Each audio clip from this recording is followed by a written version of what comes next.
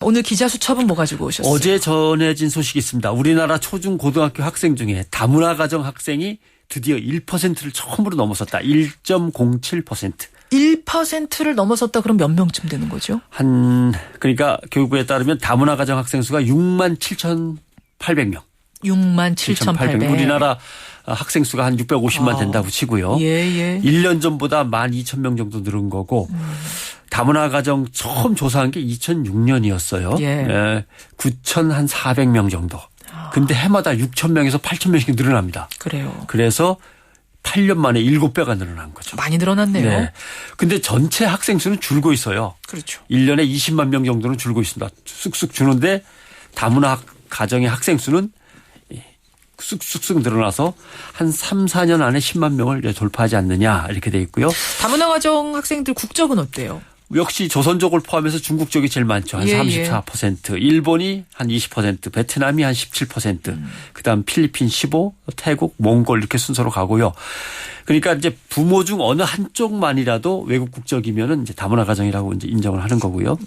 특히 이제 베트남을 주목해야죠.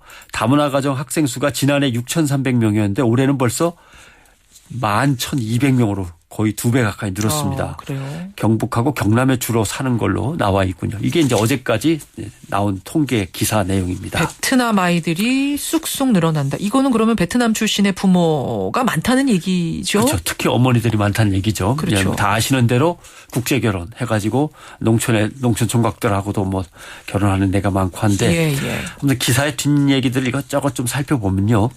베트남 결혼 이민이 늘어난 게 2000년부터입니다.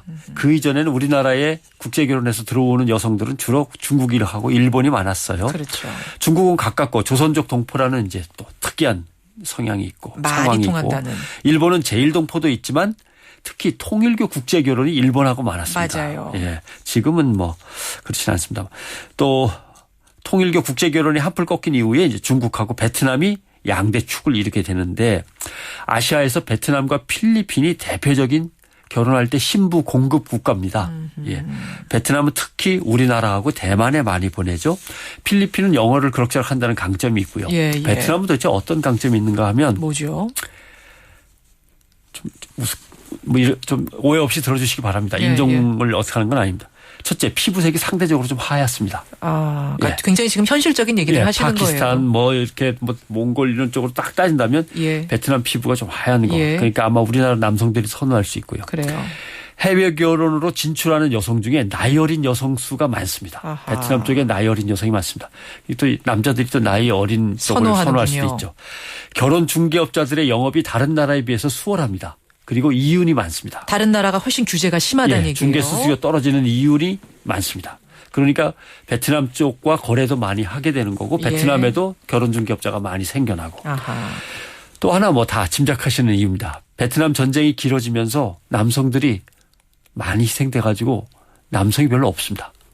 그런 이유도 있군요. 그래서 2000년부터 베트남 여성과의 국제 결혼이 우리나라에서 많아진 거고 그 여성들이 이제 아이를 낳아 키우고 학교에 보내니까 초중 고등학교에 드디어 베트남 수가 늘어나는 것이죠. 그래요. 근데 아까 전에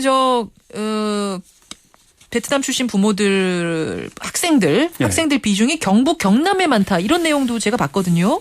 이건 왜 그렇죠? 이게 이제 복잡한데 뭐 기사에는 더 이상 설명이 없습니다만은 제가 찾아보니까 이렇습니다. 국제 결혼 비율로만 따지면 전남, 전북, 충북, 충남, 경북, 경남 순서입니다. 경북, 경남이 좀 뒤에 있는데 국제 결혼한 다문화 가정이 어디에 살고 있느냐 주거지로 따지면 그거는 또 서울, 경기, 인천, 부산, 대구, 대전, 광주 이렇게 나갑니다. 일본하고 미국 여성들은 결혼하면 주로 서울에 많이 살고요. 일본은 부산이 가까우니까 부산, 경남 쪽에 많이 살고. 태국, 중국 여성은 서울, 경기, 인천. 태국 여성은 또 대구에도 많고. 이렇게 쫙 흩어져 분산이 되는데 베트남은 경남, 경북. 특히 경남에서는 울산, 김해, 창원에 많고 경북에서는 포항, 칠곡, 군위에 많습니다. 이것은 앞서 결혼 중개업자를 통해서 진출한 선배 여성들이 어디에 가서 많이 사느냐를 쫓아가게 돼 있는 거죠. 그러면서 자꾸 그 진출로를 따라서 왜냐하면 누구라도 아는 사람 아무래도 근처에 그렇게 있으면 되는 낫죠. 거죠. 아무래도. 그래서 지역별로 지금 새로운 민족 공간이 형성되고 있는 과정인 거죠. 마치 인천 차이나타운처럼. 그렇죠. 부산에는 러시아타운이 나중에 있는 것처럼. 예, 경남북에는 베트남 본이 이제 형성이 되는 거죠. 그래.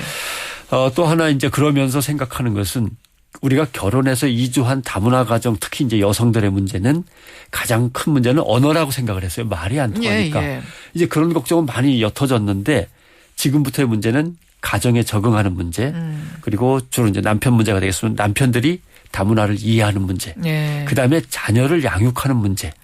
요 다음 문제는 뭐냐면 그렇게 시집 오고 결혼한 외국인 여성, 외국인 남성들이 여기에서 이제 할아버지 할머니가 될 경우 이들을 어떻게 돌볼 거냐 하는 문제. 점점 문제의 양상이 변해지는 거죠. 그래요. 사회적 네트워크 형성이 이제 다문화 가정 문제로 부각되고 있는 겁니다. 내가 이 나라 국민이라는 생각을 빨리 갖게 해줘야 되는데 그러려면 먼저 내가 이 마을 사람이라는 걸 또 갖게 해줘야 됩니다. 그러니까 지역의 정체성이 이제 중요한 과제로 등장하고 있는 것이죠. 초중고등학교 학생 중 다문화 가정 학생이 전체 1%를 처음으로 넘어섰다는 뉴스. 그 뉴스의 이면 들여다봐 주셨습니다. 수고하셨습니다. 고맙습니다.